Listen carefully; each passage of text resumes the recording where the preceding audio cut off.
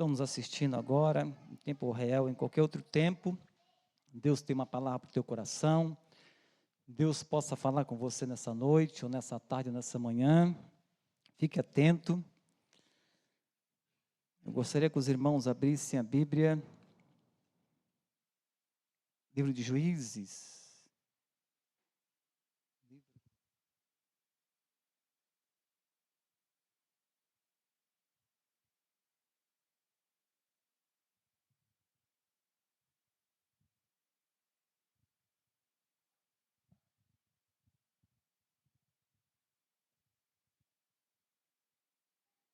Livro de Juízes, capítulo 21 e verso 25.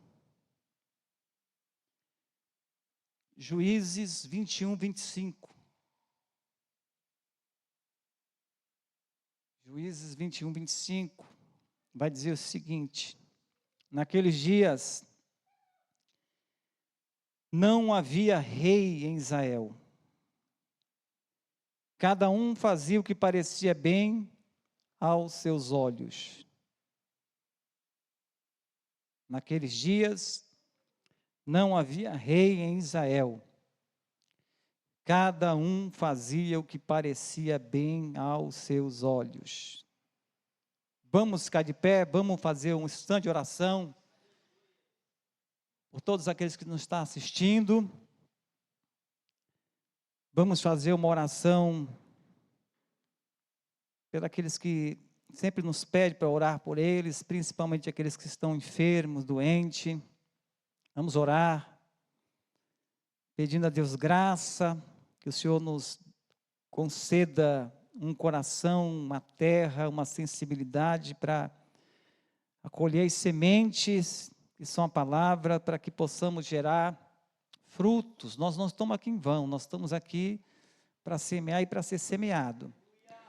Nós estamos aqui para ser regados por Deus, para ser fortalecidos, para ser edificados, para sermos transformados.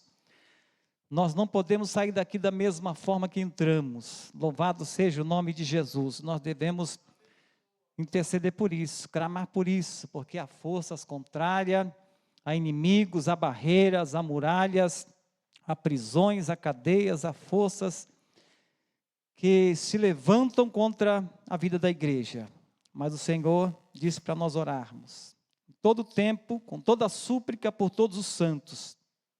Senhor nosso Deus e nosso Pai, em nome de Jesus Cristo, nós já oramos no início, oramos no meio, louvado seja Deus, oramos no fim, oramos pedindo a Tua graça, a Tua bondade, a Tua misericórdia para com aqueles que nos assistem, meu Pai, em tempo real, em qualquer outro tempo, visita eles, meu Pai, concedendo para eles graça, que a Tua palavra alcance, meu Senhor, e possa resultar em bênçãos, em vitórias na vida deles. Visita, meu Pai, aqueles que nos têm pedido oração, em nome de Jesus, pedindo uma cura. A Tua palavra diz, meu Senhor, que esses sinais seguirão os que crerem em meu nome, expulsarão os demônios, porão a mão sobre os enfermos e eles serão curados. Pai amado, Pai querido, no nome do Senhor Jesus Cristo, nós viemos aqui, Senhor, para Te adorar. Viemos aqui, meu Senhor, para ouvir a Tua voz, falar conosco. Viemos aqui também para buscar azeite, meu Pai, para buscar unção, para buscar poder, para buscar um revestimento. É aqui que Paulo diz, meu Pai, em Efésios, Senhor, para nos encher do Espírito Santo, falando entre vós, com salmos, cânticos espirituais. É aqui, louvado seja o nome do Senhor, nesse meio, na igreja, meu Pai, que nós buscamos poder, Senhor, ao falarmos, ao ouvirmos, ao cantarmos, meu Pai, ao submetermos, meu Senhor, a Tua palavra. É aqui, Senhor, que nós enchemos, nos revestimos, é na oração, é na unção do Espírito Santo, Senhor. Aleluia, que nós somos cheios e revestidos de poder. Louvado seja o nome do Senhor. Para quê? Para expulsar os demônios, os principados e a potestade, no nome de Jesus. Essa força contrária que tem lutado, que está ao nosso encalço, essa força contrária, esse espírito espírito de miséria, de enfermidade, do pecado, essa obra do diabo, essa obra de bruxaria, seja o que for, meu Pai, no Teu nome, vai se afastando, no nome de Jesus vai recuando, todas as armadilhas, toda a arapuca do inimigo seja quebrada, seja desfeita, todo espírito de frieza, no nome do Senhor Jesus. Nós não conformamos com esse mundo, Senhor. Pedimos a Ti uma mente renovada, uma mente transformada, uma mente impactada por essa semente incorruptível, que a palavra de Deus, é a palavra de Deus, é poderosa, meu Senhor, apta, aleluia, Senhor, meu Deus, para cortar, meu Jesus, na divisão da alma do Espírito, Senhor, para discernir os pensamentos e intenções, ela é poderosa para visitar o âmago da nossa alma, Senhor. Oh Espírito Santo, louvado seja o Cordeiro Santo de Deus. Oh glória, aleluia, Espírito Santo, Espírito Santo de Deus, louvado seja o Cordeiro Santo de Deus. Oh glória a Deus, louvado seja o nome de Jesus. Podem se assentar no nome do Senhor, glória a Deus, aleluia. Bom, eu falei no culto passado que eu mudei um pouco a temática da minha pregação, falei muito sobre idolatria, sobre o poder idólatra dos nossos desejos, da nossa vontade, falei bastante sobre a questão da alegria, de servir a Deus com alegria, do regozijo que tem de haver na vida do cristão, o gozo, aleluia, a alegria, a graça, tudo aquilo que o Senhor tem nos trazido por meio do Evangelho. Louvado seja o nome de Jesus. Falei disso por uns tempos, que na verdade é uma resposta para nós mesmos, uma resposta para a igreja. Mas agora Deus tem colocado no meu coração falar sobre um outro assunto. Eu comecei na quarta-feira falando disso, que é a respeito da submissão e autoridade. Submissão e autoridade é o que nós também mais precisamos nesses últimos dias, sermos sujeitos a Deus e às autoridades constituídas por eles. Aprender esses princípios de submissão e de autoridade é essencial para nos fortalecer na fé, para nivelar a nossa fé. Nós vemos aí um homem de Deus que a Bíblia vai dizer que ele não era crente, vamos dizer assim, ele não era da aliança, ele não era judeu, ele nem lia a Bíblia, mas foi chamado por Jesus de um homem de muita fé. E por quê? Simplesmente porque ele aprendeu o princípio da autoridade, ele sabia o que era autoridade, ele disse para Jesus somente uma palavra: eu sei o que é autoridade, eu estou debaixo dela, eu ordeno também, eu estou sob ela e sobre ela, eu ordeno e eles me obedecem. Eu sei que se ordenar, essas forças, essa doença, esses demônios vão te obedecer. E Jesus chamou ele de um homem de grande fé. Assim eu e você, se nós aprendermos esses princípios, nós vamos crescer em fé diante do Senhor. Nós vamos ser abençoados. E nessa noite, o Espírito Santo me leva a essa passagem em Juízes, capítulo 21 e 25. E principalmente aqui nesse versículo que fala: naqueles dias não haveria rei, não havia rei em Israel. Cada um fazia o que parecia bem aos seus olhos. Esse versículo, na verdade, ele nos mostra a situação daquele povo. A situação do povo de Israel, que estava sob domínio das nações estrangeiras. Estavam sob domínio de outras culturas. E por isso o caos estava se estabelecendo em todas as áreas, política, na área social, na questão religiosa. O caos ali estava se estabelecendo de uma forma grotesca. Eu não vou detalhar a questão, o contexto todo, por questão de tempo, mas apenas de uma forma bem abreviada, para os irmãos entenderem o que aconteceu. Parece que algumas pessoas cometeram um estupro e um homicídio. Uma certa tribo defendeu eles, as outras tribos queriam justiça, uma tribo defendeu e eles entraram em guerra, e essa guerra quase exterminou uma tribo, e foi mais ou menos isso. O importante aqui é que esse versículo, ele vai revelar, ele vai falar o porquê aconteceu tudo isso. Esse versículo 25, o último versículo. Esse caos estava acontecendo, essas perturbações estavam acontecendo, porque não havia rei em Israel. E porque não havia rei em Israel, cada um fazia o que bem parecia aos seus olhos. Então, duas coisas, dois princípios fundamentais nós aprendemos aqui.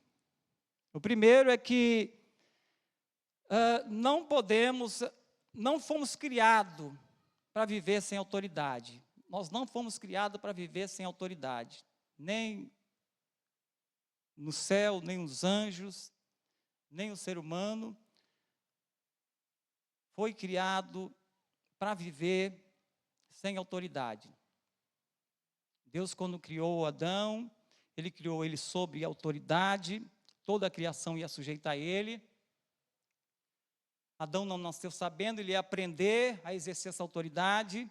Do outro lado também Deus colocou uma restrição para Adão, para que através dessa restrição, não comais da árvore do conhecimento do bem e do mal, através dessa restrição, Adão ia aprender a ser submisso, aprender a obedecer, porque ele também não nasceu sabendo. Assim nós entendemos que é necessário para nós restrição. É necessário para nós que Deus institua autoridade, estabeleça as leis, restrições, para nós aprendermos a exercitar essa capacidade de submeter, de se sujeitar, porque isso é muito importante. O povo cristão, embora nessa cultura as pessoas não aceitam, ou seja, não é uma virtude nessa cultura humilhar-se, se sujeitar, por isso é tão difícil as pessoas compreender o Evangelho, porque o Evangelho, a essência principal do Evangelho é humilhar-se, é sujeitar-se, é se sujeitar a Deus e às autoridades constituídas. E isso nós precisamos aprender e exercitar. Nós não nascemos sabendo. Nós viemos para o Evangelho, nascemos como uma criança, nascemos de novo, e nós estamos aprendendo. Até Jesus, quando ele veio aqui resgatar a autoridade que o homem perdeu, que o homem deu ao diabo, Jesus, ele aprendeu dessa forma, através do sofrimento.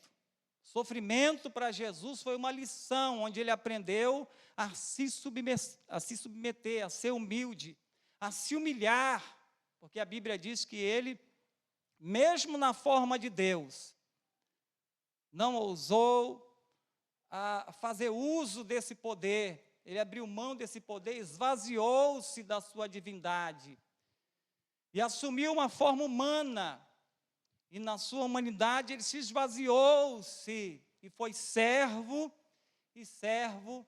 até a morte na cruz.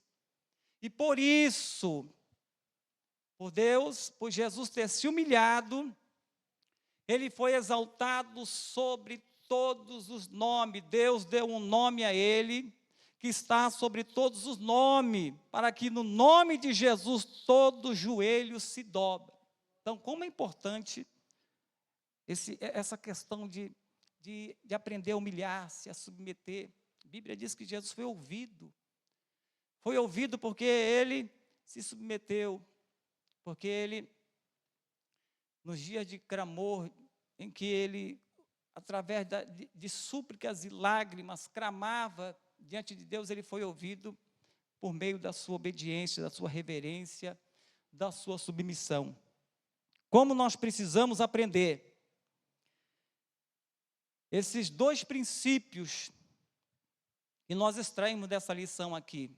Não dá para viver sem autoridade.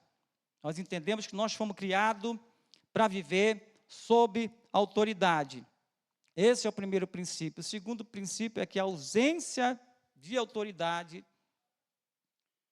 ela vai gerar três coisas importantes. A primeira é a própria anarquia, o que gerou aqui nesse contexto aqui. Cada um faz o que quer, isso vira uma bagunça, vira um caos. Não existe leis, não existe limites. As pessoas fazem o que quer, o resultado é esse. Mas o que eu quero mais frisar aqui são duas tendências que hoje estão em alta, está em moda, que é o resultado dessa distorção da autoridade, dessa falta, dessa ausência de autoridade. O primeiro é o relativismo. Os irmãos sabem o que é relativismo, o que significa relativismo, de modo grotesco, assim, em poucas palavras. É uma ideia que afirma que as verdades e os valores são relativos ao contexto cultural, social, histórico de determinada época, onde elas foram produzidas. Em outras palavras, é a mesma coisa que ele dizia assim, não existe mais verdades absolutas e universal.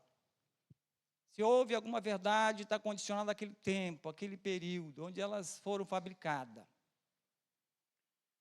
Então, essa é uma das tendências, ou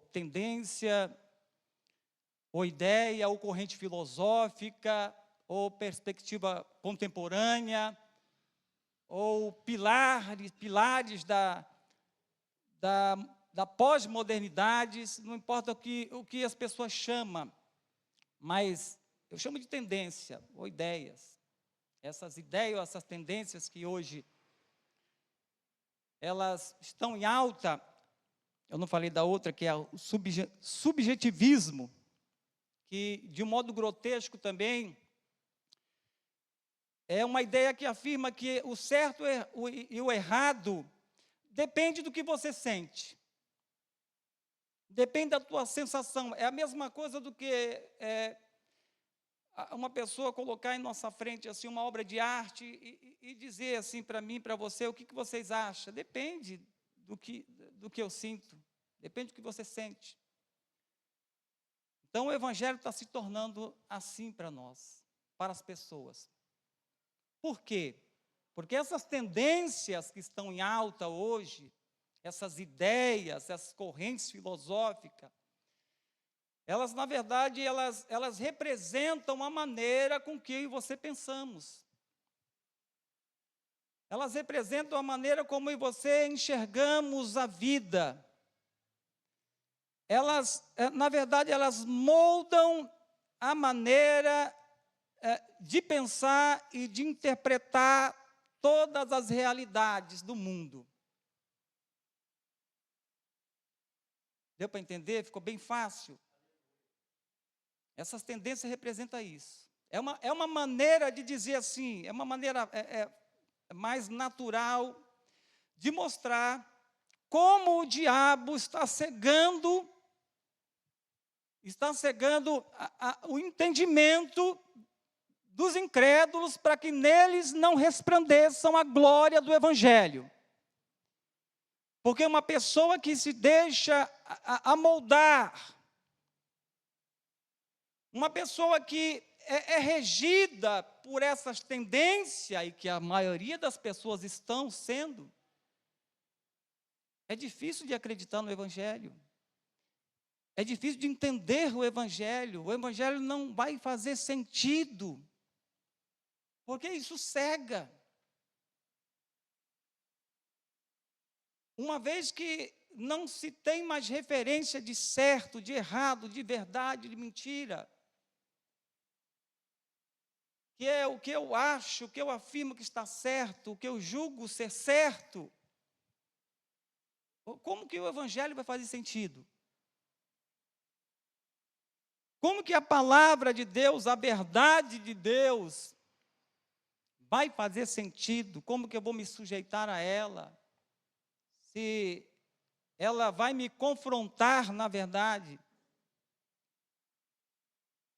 Se ela vai ir de encontro às nossas vontades? Se ela vem com um convite, dizendo assim, aquele que quer vir após mim, negue-se a si mesmo, tome a minha cruz. Ela não vem ofertar coisas boas, pelo menos de primeira não. Ela vem ofertar uma cruz, e depois que tomar a cruz, aí nós vamos desfrutar de toda a bondade de Deus, de todo o amor de Deus. Essas ideias, essas tendências, essas correntes filosóficas, seja o nome que você der para elas estão em alta hoje.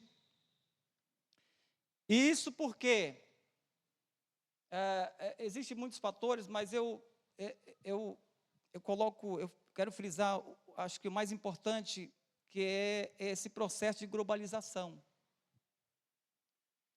que fez com que a gente venha a ser exposto diante de diversas culturas. É mais ou menos o cenário que estava acontecendo na época de Juízes. Eles tinham a sua cultura, mas agora eles foram trazidos, estabelecidos numa terra onde eles foram expostos diante de várias culturas. Mas a ordem de Deus era mais ou menos assim, nas minhas palavras: olha, vocês não se conformem com essas culturas, vocês expulsem todos os elementos dessa cultura, lance fora de vocês, porque senão vocês vão acabar incorporando os elementos dessa cultura para vocês, e vocês vão ficar adequados a ela, condicionados a elas, e vocês vão ficar iguais a eles. Por isso, lancem fora, para que eu venha e abençoe vocês nessa terra. É mais ou menos isso que estava acontecendo. É mais ou menos isso que o Senhor falou. Isso está no capítulo 2, verso 1, onde diz: o anjo do Senhor subiu a Gigal, a Boquim, e disse: do Egito vos fiz subir, e vos trouxe para a terra que com juramento prometi a vossos pais, e vos disse: nunca violarei o meu pacto convosco, e quanto a vós, não fareis aliança com as culturas dos estrangeiros, antes derrubais seus altares. Mas vós não obedeceste a minha voz. Por que fizeste isso? Mais adiante Deus vai dizer: assim eu coloquei vocês como laços, os deuses dele como laço para vocês. Ou seja, todo esse caos que estava acontecendo, e todo esse caos que acontece hoje ainda na vida do Israel de Deus, que é a igreja, as muitas tribulações que nos sobrevêm, é como resultado do conformismo nosso com o mundo, desse apego, dessa aliança com que nós fazemos com as diversas culturas, dessa exposição que nós nos damos em nosso diálogo com essas culturas. Nós nos expomos e nós acabamos assim incorporando muitos elementos dessa cultura e nos tornando assim cristãos, muito mundanizados, muito secularizados. E aí, ficamos nesse embate. As bênçãos de Deus muitas vezes ficam retidas. E aí nós nos encontramos em uma situação, já que Deus não me obedece, então, sabe de uma coisa, eu vou onde eu estou vendo prosperidade. É isso que aconteceu, falando em grosso modo, é isso que muito aconteceu com o povo de Israel, e é isso que está acontecendo hoje conosco. E o resultado disso é uma tendência onde as autoridades estão sendo questionadas, está sendo desafiada, porque as pessoas estão mais inclinadas a confiar em si mesmas, nas suas próprias experiências, no que elas acham, no que elas afirmam, do que nas verdades que são impostas sobre ela através da palavra de Deus. E o resultado é caos, é tribulação, é perturbação. Ao invés de termos paz com Deus, ao invés do povo de Deus ter graça, estar cheio da graça, da unção, do poder, nós temos mais tribulação do que qualquer coisa. Nós precisamos nos humilhar. A Bíblia diz: sujeitai-vos, pois, debaixo da potente mão de Deus, e a seu tempo Ele vos exaltará. Quer ser exaltado por Deus? Eu também quero. Quer ser abençoado por Deus? Nós precisamos aprender a esvaziar desse ego, dessa nossa prepotência, de nos afirmar que somos alguma coisa importante nessa história, e nos abrir para que o Senhor possa fazer realmente alguém importante nessa história, porque Deus faz. Não segundo aquilo que nós achamos que é importante, mas Deus faz aquilo que é mais importante para nossas vidas. Nós precisamos aprender a se humilhar, a descer diante da presença de Deus, a se sujeitar a Deus, a se sujeitar às autoridades constituídas, a compreender cada vez mais esses princípios de submissão e autoridade. Porque essa passagem é apenas um símbolo da situação que aconteceu na história. Quando Adão pecou, a ação humana, quando Adão comeu da árvore do conhecimento do bem e do mal, do conhecimento do certo e do errado, porque Adão, enquanto estava debaixo da potente mão de Deus, enquanto ele tinha comunhão com Deus, enquanto ele estava sujeito a Deus, Deus era a fonte para Adão de todo o conhecimento do bem e do mal. Tudo que era certo, tudo que era errado, vinha de Deus para ele. Mas quando ele comeu da árvore do conhecimento do bem e do mal, a ação humana passou a ser governada pelo que é certo e o que é errado. A ação humana passou a ser governada pelo que os homens acham certo e errado. E o conhecimento do bem e do mal é viver de acordo com o que a gente acha que é certo e que é errado. Tiago vai dizer que a sabedoria terrena, a sabedoria humana é animal e diabólica. Ela não é uma sabedoria que vem da fonte de Deus. Ela é uma sabedoria que vem do homem. Porque quando Adão pecou, quando Adão comeu dessa árvore, ele não precisava mais depender de Deus.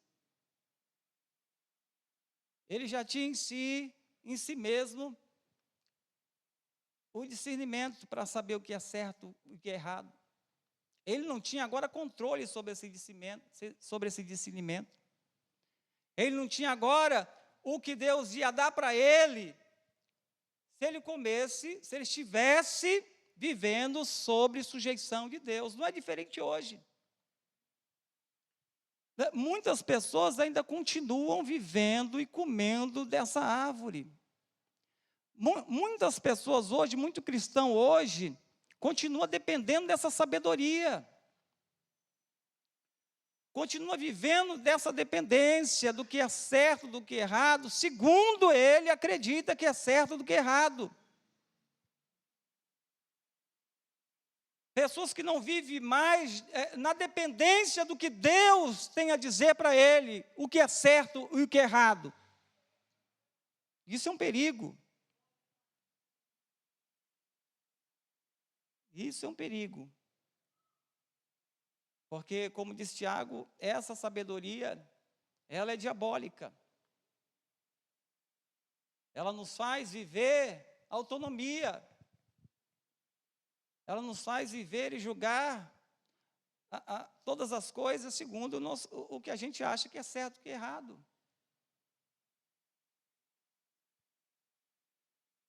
Mas a obra de Cristo, a obra redentora, ela veio para nos levar de volta a essa comunhão com Deus, aonde Ele estabelece, aonde novamente Ele vai reger a nossa vida, não mais por aquilo que a gente acha que é certo e que é errado, mas por aquilo que Deus tem a dizer através dos princípios e valores estabelecidos por Ele, através da sua palavra. A obra da redenção vem nos levar de volta para essa comunhão, onde eu e você vamos ser conduzidos não mais pelaquilo que a gente acha que é certo,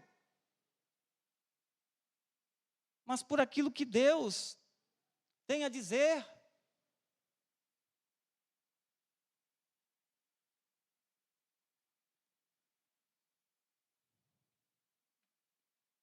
O mundo está criando um padrão autodeterminado do que é bom e do que é mal.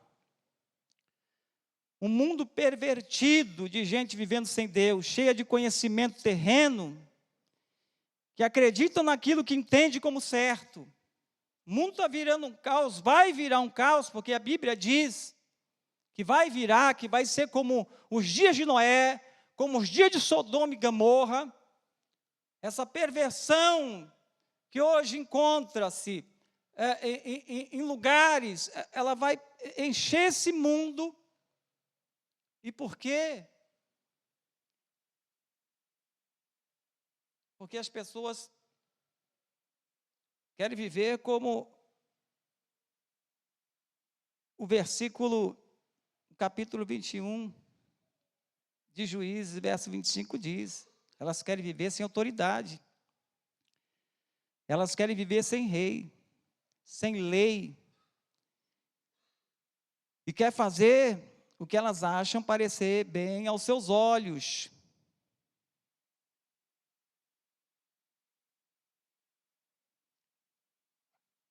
A grande lição aqui é não depender do que sabemos. Temos que depender de Deus. Conhecê-lo, aproximar dele, amá-lo.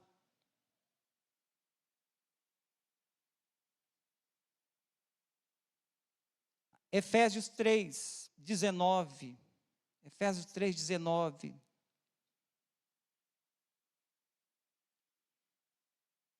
Livro de Efésios 3:19. Eu quero encerrar aqui nesse Efésios 3:19, que tem a ver com a grande lição dessa noite. Não depender da nossa sabedoria. Não depender do que nós sabemos.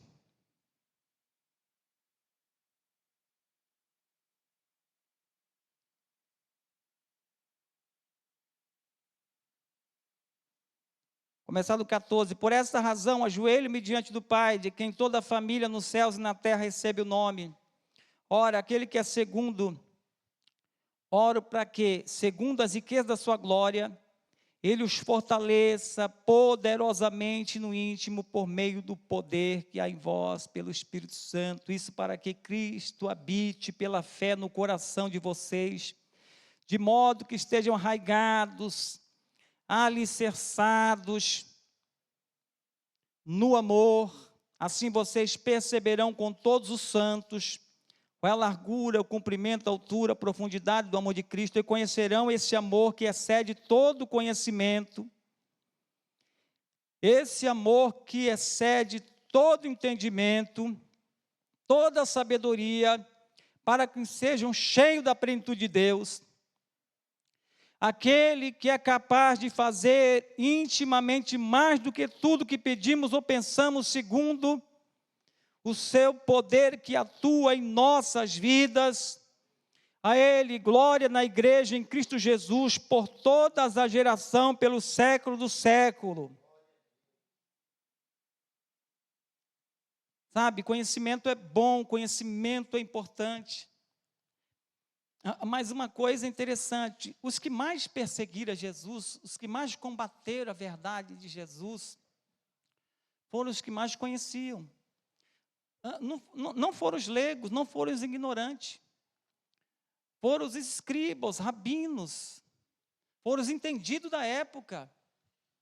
Foi eles os que mais perseguiram, os que mais combateram com Jesus. Eu não estou dizendo que a sabedoria não é importante, é lógico que é. O Zé vai dizer, meu povo erra por falta de conhecimento. Conhecimento é importante para muitas coisas que nós precisamos. Por exemplo, paz e graça. Pedro, em uma das suas saudações, ele vai dizer, graça e paz vos seja multiplicada através do pleno conhecimento. Quanto mais nos conhecimentos, mais a graça e a paz nos é multiplicada. Jesus vai dizer, se as minhas palavras estiverem em vós, verdadeiramente sereis os meus discípulos, e conhecerão a verdade, e a verdade vos libertará. Nós vemos que conhecimento é para discípulo. Conhecimento aqui no sentido de verdade. Verdade é muito mais do que conjunto de regras. Verdade é uma coisa que Jesus não dá para qualquer um. Até Pilatos perguntou para Jesus, o que é a verdade? Me diz a verdade, me diz o que é a verdade. Jesus se calou. Verdade é para discípulos. Verdade é para aqueles que se chegam, se aproximam, para aqueles que querem o discipulado, para aqueles que querem ser seguidores. Esses terão o privilégio de conhecerem a verdade que liberta, que transforma. Davi, ele vai dizer assim, que o segredo do Senhor, a verdade de Deus, o caminho do Senhor para aqueles que o buscam, o Senhor lhe fará saber o seu conserto, a sua aliança. Sabe, parece que Deus tem algo que está além das letras. E que de início a gente vamos nos alimentando e vamos se apegando às palavras, falando de grosso modo para entender, e a gente vai seguindo, e depois o Senhor tem a essência dessas palavras. É mais ou menos o que o Davi fala no Salmo 119, em um dos versículos do Salmo 119, depois vocês procuram. Mas dentro desse Salmo 119, diz uma palavra que diz assim, a soma da tua palavra me revela a tua vontade. É como se ele falasse a essência da tua palavra, a essência do que você lê. Sabe, o que você lê, somado à busca de Deus, produz uma revelação de Deus. Uma revelação da vontade de Deus. Que não precisa ter sabedoria. Qualquer ignorante, ele entende, ele compreende. Porque Deus não planejou uma salvação para sábios, pelo contrário, não são muitos os sábios que são chamados, nobres, poderosos. Mas Deus chama as coisas vias desse mundo, desprezíveis, para confundir as que são. Então precisamos buscar sabedoria, mas muito mais, nós precisamos amá-lo, aproximar de Deus, sabe? Deus não é um livro, Deus não é letras, Deus não é um conjunto de regras, Deus é uma pessoa que convida a mim e a você a um encontro relacional, a um encontro afetivo, onde eu e você, quando encontrarmos, que ele vai dizer assim, ó, eu não estou longe, ainda que tateando vocês vão me encontrar se vocês buscar, eu não estou longe. Nós precisamos encontrá-lo, buscá-lo, se aproximar, viver com ele, amá-lo.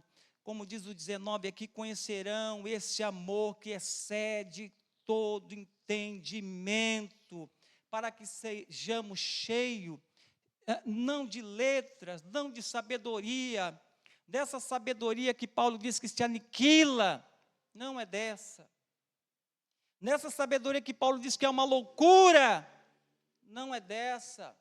Mas da sabedoria que Deus tem, sabe? Ao caminharmos com Ele, em nosso viver, desde acordar, trabalhar, e andarmos com Deus, e meditarmos na sua palavra, diante das bifurcações da vida, dos momentos que nós temos decisão, Senhor, eu tenho muita vontade de fazer isso, de ir por aqui, mas o que a tua palavra tem a dizer a partir disso?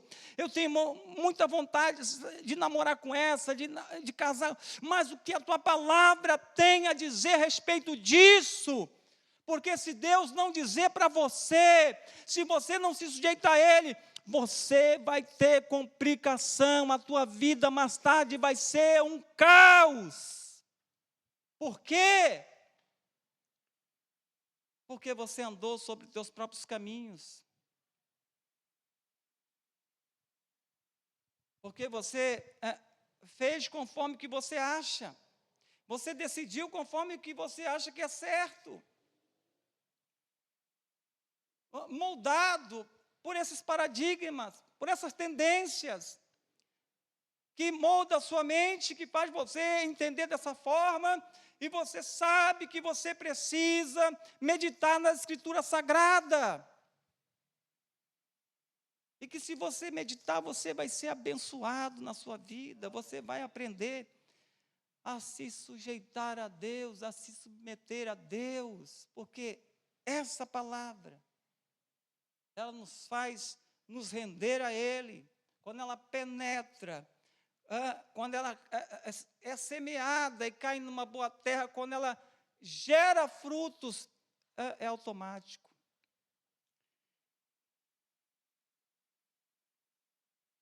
Queridos, vamos ficar de pé no nome de Jesus. Que o Espírito Santo possa falar melhor no seu coração. Outra oportunidade, nós continuamos com esse tema. Eu estou aprendendo e reaprendendo